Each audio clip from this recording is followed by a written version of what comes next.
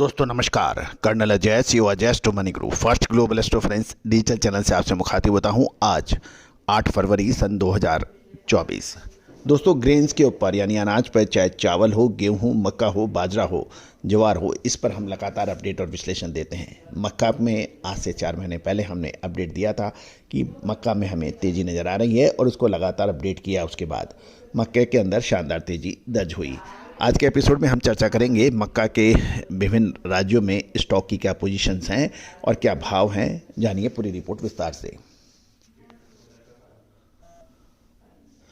दोस्तों इससे पहले मैं आगे चलूं, आपसे एक विनम्र अनुरोध। यदि आप हमारे चैनल में पहली बार आए हैं और अभी तक सब्सक्राइब नहीं किया है तो उसको सब्सक्राइब करना बिल्कुल ना भूलें, यदि शो पसंद आए तो।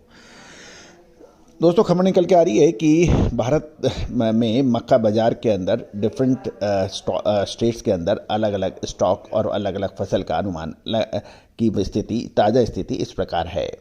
यदि हम सबसे पहले आपको बिहार ले चलते हैं, बिहार में लगभग 5 लाख टन मक्का का स्टॉक होने की उम्मीद लगाई जा रही है, जो अप्रैल में नई फसल के आने तक राज्य की यानी बिहार की आवश्यकताओं को पूरी करने के लिए पर्याप्त माना जा सकता है।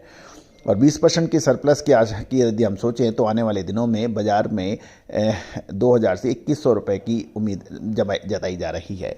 मध्य प्रदेश दूसरा महत्वपूर्ण राज्य है जहां पर मक्का का स्टॉक बड़ा माना जाता है। मध्य प्रदेश में 7 से 8 लाख टन मक्के का स्टॉक की उम्मीद है, जिसकी मौजूदा दरें लगभग 2250 से 2290 रुपये एक्स वेयर हाउस बताई जा रही है। बाजार स्टेबल रहने की उम्मीद है, गिरावट की उम्मीद कम है क्योंकि नई फसल नवंबर में आने मध्य प्रदेश में नई फसल नवंबर में आने की उम्मीद है। और इथेनॉल प्लांटों में लगभग 5 रैक्स की हर दिन लोडिंग होने के लिए डिमांड भी जारी है। तीसरा महत्वपूर्ण राज्य माना जाता है वो है राजस्थान। राजस्थान में लगभग 1.5 से 2 लाख टन का मक्के का स्टॉक मौजूद है और राजस्थान में 2275 से 2325 रुपये प्रति क्विंटल के भाव एक्स गोदाम की दरें बताई जा रही हैं। स्थानीय कारखानों से स्टेबल मांग है और कोई बड़ी गिरावट की संभावना कम है। कर्नाटक के अंदर बात करें तो कर्नाटक में लगभग 3 लाख टन का स्टॉक मौजूद है और इस सीजन में लगभग 40 रैक तमिलनाडु में लोड कर भेजे गए हैं और शॉर्ट टर्म अवधि के अंदर मक्के के अंदर स्टेबिलिटी की उम्मीद लगाई जा रही है। दोस्तों महाराष्ट्र को देखें तो महाराष्ट्र में की नई फसल को मार्च में छोटे आकार की नई फसल की उम्मीद होती है। मौजूदा स्टॉक लगभग 1.5 लाख टन का है और बाजार स्थिर है और मार्च में महाराष्ट्र की मक्के की फसल आ रही है। फरवरी के अंत तक भाव मजबूत रहने की संभावना है और महाराष्ट्र के मक्के के आने से मार्च के अंदर कुछ दबाव बन सकता है।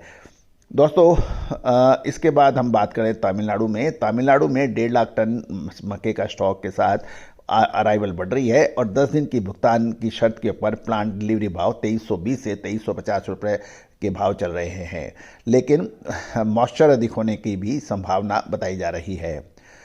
पिछले साल के मुकाबले तमिलनाडु में फसल 30% की कमी यानी मात्र 70% की ही उपलब्धता बताई जा रही है। आंध्र प्रदेश में 2 से 3 लाख मैट्रिक टन मक्के की स्टॉक की संभावना बताई जा रही है, जिसकी भाव लगभग 2275 से 2300 रुपये एक्स गोडाउन की बात बताई जा रही है।